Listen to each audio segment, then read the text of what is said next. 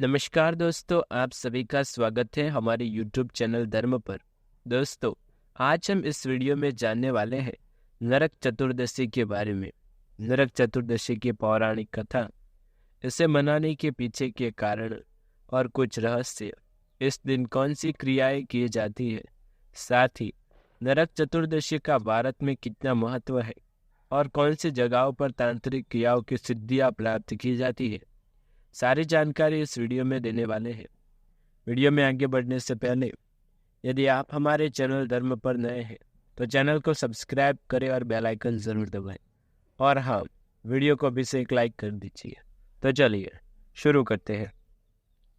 नरक चतुर्दशी एक महत्वपूर्ण हिंदू त्यौहार है जो पूरे भारत में दिवाली से एक दिन पहले मनाया जाता है।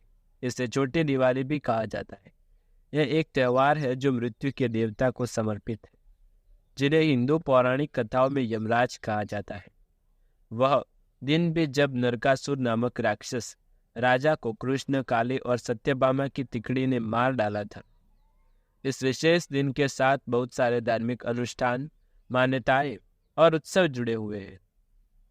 विक्रम संवत के हिंदू कैलेंडर में नरक चतुर्दशी कार्तिक माह में आती है। यह 14वां दिन है जब चंद्रमा अस्त हो रहा होता है और उस महीने के कृष्ण पक्ष की चतुर्दशी का दिन कहा जाता है। 5 दिनों से ज्यादा चलने वाले दिवाली के त्यौहार में ये दूसरा दिन होता है। साल 2023 नरक चतुर्दशी 12 नवंबर रविवार को है। इस दिन को कई अन्य नामों से भी बुलाया जाता है, जैसे काली चौदस, रूप चौदस, भूत चतुर्दशी और नरक निवारण चतुर्दशी। नरक चतुर्दशी क्यों मनाई जाती है? नरक चतुर्दशी बुराई पर अच्छाई की जीत के उपलक्ष्य में मनाई जाती है। लोगों का मानना है कि नरक चतुर्दशी के दिन देवी काली और भगवान कृष्ण ने राक्षस नरक को हराया था और उसका वध किया था। कहा जाता है कि ब्रह्म मुहूर्त के दौरान भगवान कृष्ण ने राक्षस को नष्ट करने के बाद तेल से स्नान किया था। यही कारण है कि इस दिन निकलने से पहले सभी उचित प्रक्रियाओं के साथ तेल से स्नान करना बहुत भाग्यशाली माना जाता है। किसी के जीवन से सभी बुरी और नकारात्मक ऊर्जाओं को दूर करने का एक शुभ दिन नरक चतुर्दशी है। यह नई शुरुआत का दिन है जब हम अपनी सुस्ती को समाप्त करते हैं और एक सफल भविष्य के लिए आधारशिला रखते हैं। भारत में नरक चतुर्दशी तमिलनाडु, कर्नाटक और गोवा राज्य में नरक चतुर्दशी दिवाली के दिन ही मनाई जाती है। शेष भारत में नरक चतुर्दशी अगली रात मनाई जाती है, जो कि अमावस्या की रात होती है, जिसे अमावस्या कहा जाता है। दक्षिण भारत के कुछ हिस्सों में इसे दीपावली भोगी कहा जाता है। नरक चतुर्दशी की पौराणिक कथा क्या है? आइए इसके बारे में भी जानते हैं। नरक चतुर्दशी की पौराणिक कथा प्रकाश या दिव्य इच्छाई शक्तियों से अंधेरे या बुराई को खत्म करने का प्रतीक है। यही कारण है कि इस दिन पूरे भारत में जहाँ दिवाली मनाई जाती है, दीपक या दिए जलाए जाते हैं। इस त्यौहार से जुड़ी कुछ कहानियां इस प्रकार है। नरकासुर का वध। ऐसा माना जाता है कि राक्षस राजा नरकासुर पृथ्वी पर लोगों को पीड़ा दे रहा था। अब यातनाएं सहन करने में असमर्थ लोग ने मदद के लिए भगवान कृष्ण और देवी माँ काली से प्रार्थना की। जहाँ कुछ पौराणिक कहानियां नरकासुर को भगवान कृष्ण द्वारा मारे जाने की बात करती है, वही अन्य कहानियां देवी काली द्वारा उसके वध की बात करती है। इसलिए इस दिन को काली चौदस भी कहा जाता है, यानी महाराष्ट्र, गुजरात और राजस्थान राज्यों में प्रचलित है। भारत के उन राज्यों में जहाँ दिवाली से पहले अमावस्या के दिन नरक चतुर्दशी मनाई जाती है, अगले दिन लोग इस राक्षस राजा की हत्या और पृथ्वी से बुराई और अंधेरे के उन्मूलन का जश्न मनाने के लिए दीपक दिए जलाते हैं। नरक चतुर्दशी का अनुष्ठान।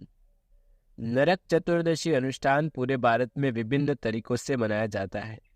भारत के ग्रामीण इलाकों में ऐसे मनाया जाता है कि जैसे यह फसल का त्यौहार हो।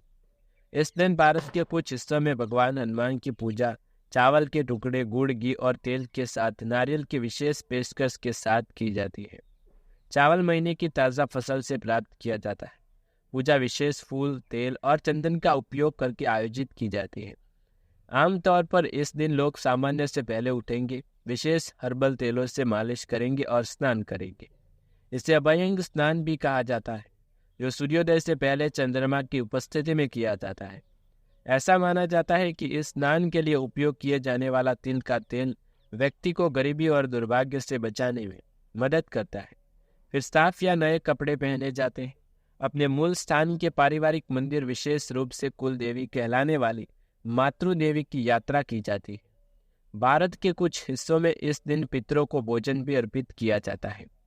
परिवार और दोस्त के साथ नाश्ते का आनंद लिया जाता है। विशेष मीठे व्यंजनों के साथ भव्य दोपहर की भोजन का भी आनंद लिया जाता है। शाम को अतिशबाजी की जाती है, जिसे सभी लोग बड़े उत्साह के साथ देखते हैं। पश्चिम बंगाल में इस दिन को भूत चतुर्दशी के नाम से जाना जाता है। यह माना जाता है कि दिवंगत लोगों की आत्माएं पृथ्वी पर अपने प्रियजनों से मिलने आती है, क्योंकि इस दिन दुनिया के बीच का पर्दा पतला हो जाता है। कुछ लोगों का मानना है कि इस दिन 14 पूर्वज परिवार से मिलने आते हैं और इसे घर की परिधि के चारों ओर 14 दिए जलाए जाते हैं। गोवा में बुराई के प्रतीक के रूप में नरकासुर के कागज को पुतले बनाए जाते हैं। इसके बाद इसे पटाखों में घास भर दिया जाता है। सुबह 4 बजे इन पुतलों को जलाने और आतिशबाजी करने के बाद लोग अपने घर लौटते हैं और अनुष्ठानिक स्नान करते हैं। बुराई को कुचलने के प्रतीक के रूप में करिट नामक बेर को पैर के नीचे कुचला जाता है। मीठे व्यंजन और विभिन्न प्रकार के पोहा पकाया जाता है और परिवार और सभी के बीच खाया जाता है।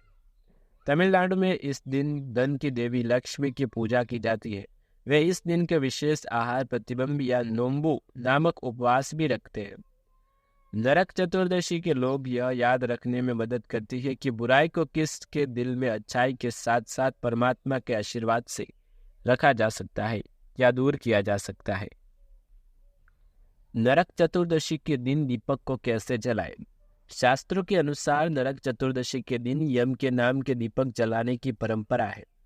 इस दिन चौमुखा दीपक बनाकर घर की महिलाएं रात के समय तिल या सरसों का तेल डालकर 4 बत्तियों वाला दीपक जलाते हैं।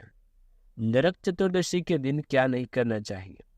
नरक चतुर्दशी पर मृत्यु के देवता यमराज की पूजा की जाती है, इसलिए इस दिन किसी भी जीव को नहीं मारना चाहिए। इसके साथ ही घर की दक्षिण दिशा को गंदा नहीं करना चाहिए।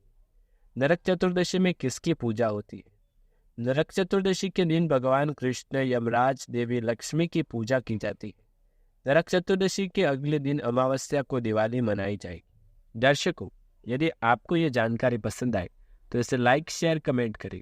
हमारे चैनल धर्म पर नए हैं तो चैनल को सब्सक्राइब करके बेल आइकन जरूर दबाएं।